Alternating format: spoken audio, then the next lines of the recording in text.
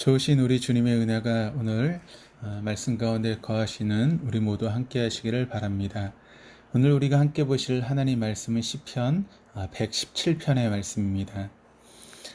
이 시편 117편은 시편을 통틀어서 가장 짧은 시입니다.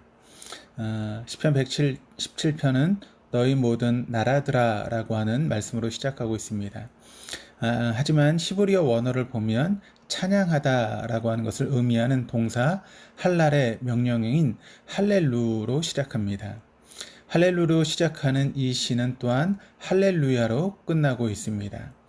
여기서 야라고 하는 것은 여호와를 의미합니다. 그러니까 이 시는 하나님을 찬양하라 라고 하는 그런 명령으로 시작해서 동일한 명령으로 끝나고 있습니다. 하나님을 찬양하라는 명령이 주어진 대상은 1절에 나와 있는 것처럼 모든 나라들과 모든 백성들입니다. 1절 말씀을 보시면 너희 모든 나라들아 여호와를 찬양하며 너희 모든 백성들아 그를 찬송할지어다. 그러니까 찬양이라고 하는 것은 전 인류에게 주어진 명령입니다. 그렇게 시편 117편의 기자 역시 모든 나라들과 모든 백성들이 하나님을 찬송할 것을 명령하고 있습니다. 그럼에도 시인은 하나님의 구원이 이스라엘 백성으로부터 시작되고 있음을 암시해주고 있습니다.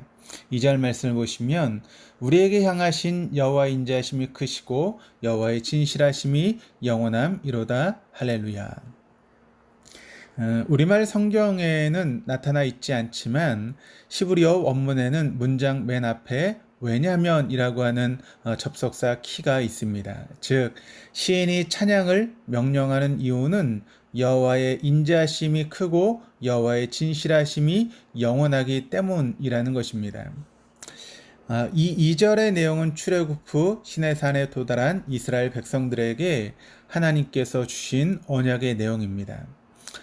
모세가 시내산에 도착한 후 율법을 수여받기 위해서 시내산으로 올라갔습니다. 그런데 모세가 하나님께 십계명이 기록된 돌판을 받고 하나님과 오랜 대화를 나누는 동안 이스라엘은 아론을 중심으로 우상 숭배의 죄를 저지르고 있었습니다. 산에서 내려왔던 모세는 이스라엘 백성들의 참남한 그런 모습을 보고 분노하여서 손에 들고 있었던 돌판을 깨트려 버렸습니다. 이후 하나님께서는 모세에게 처음 깨트린 돌판과 같은 돌판을 새로 만들어 가져오라고 하셨습니다. 하나님께서는 새 돌판을 가지고 온 모세에게 이렇게 말씀하셨습니다.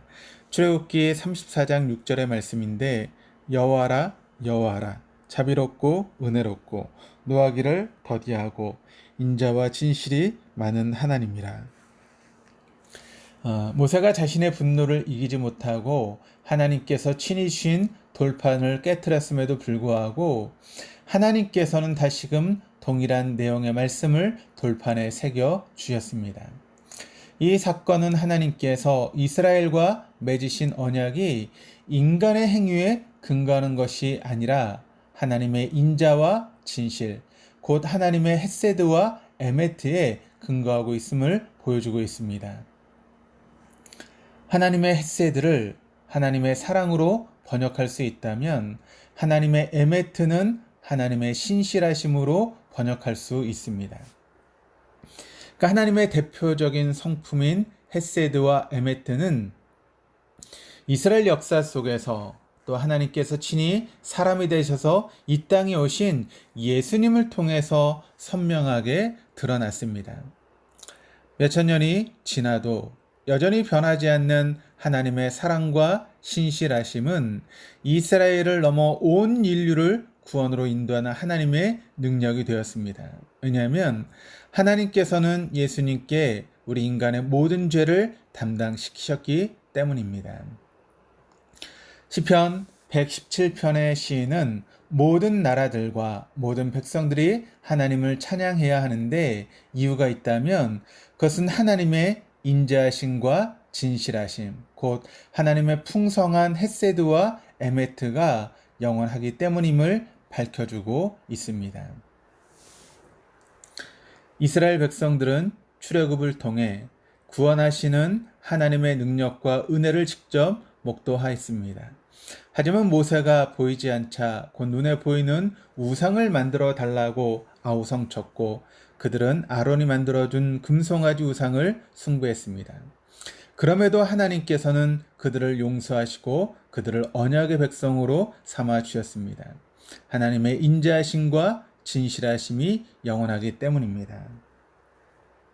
구원의 역사는 하나님과 이스라엘 백성들 사이에 맺은 언약에서 시작했지만 그 언약의 기초인 하나님의 인자하심과 진실하심은 온 인류를 포함하여 우주에까지 충만합니다.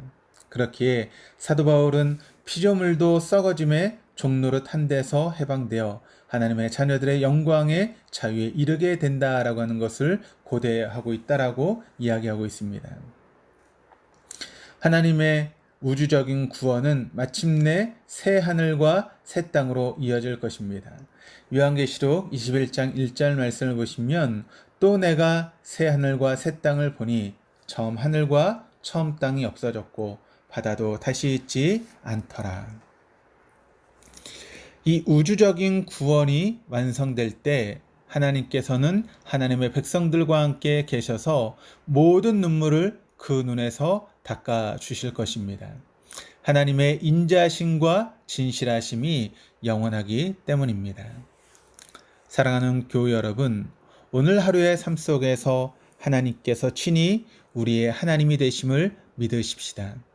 인자하심과 진실하심으로 이스라엘과 언약을 맺으신 그 하나님께서 우리의 인생 또한 인자하심과 진실하심으로 붙들고 계심을 믿으십시다.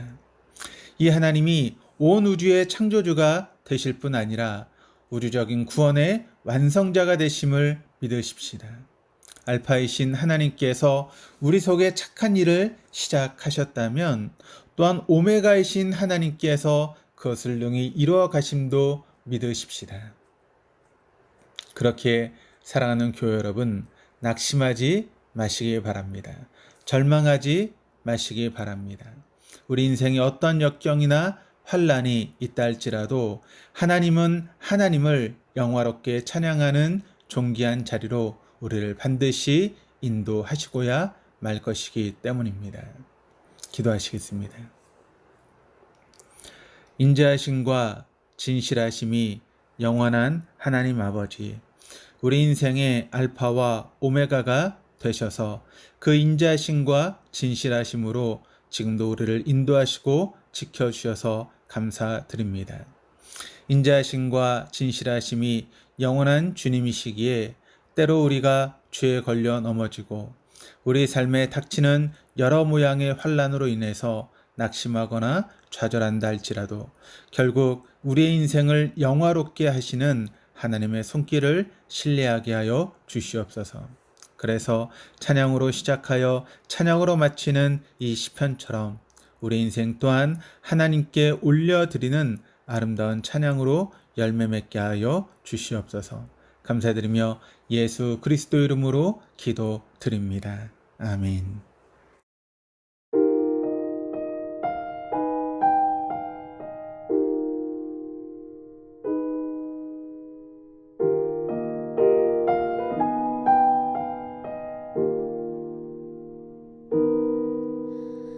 이 세상을 살아가는 동안에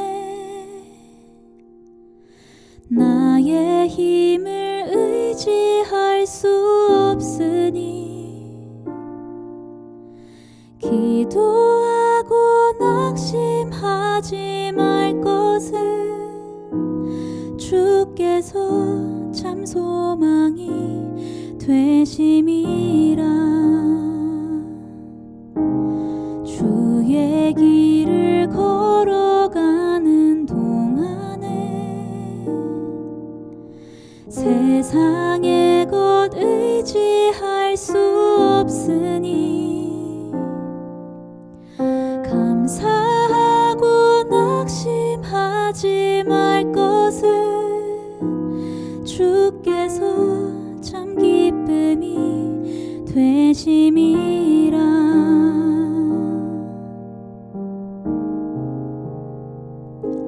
하나님의 꿈이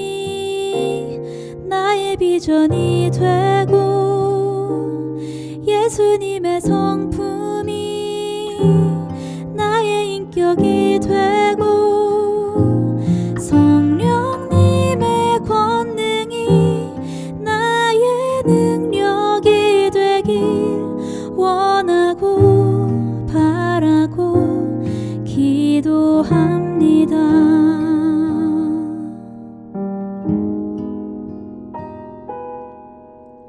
주의 길을 걸어가는 동안에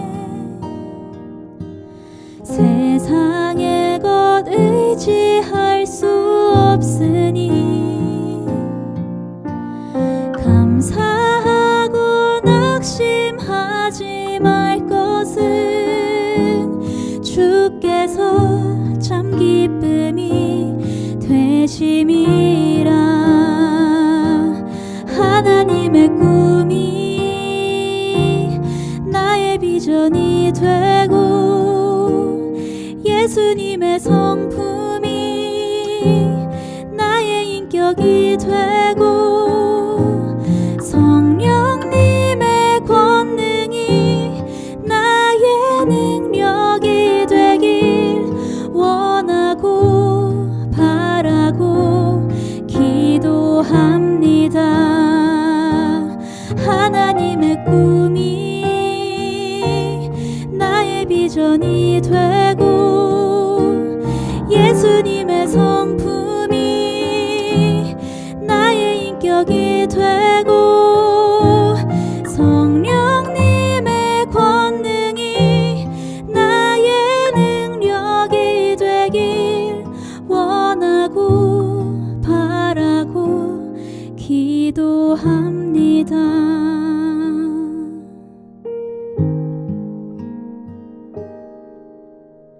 이 세상을 살아가는 동안에 나의 힘을 의지할 수 없으니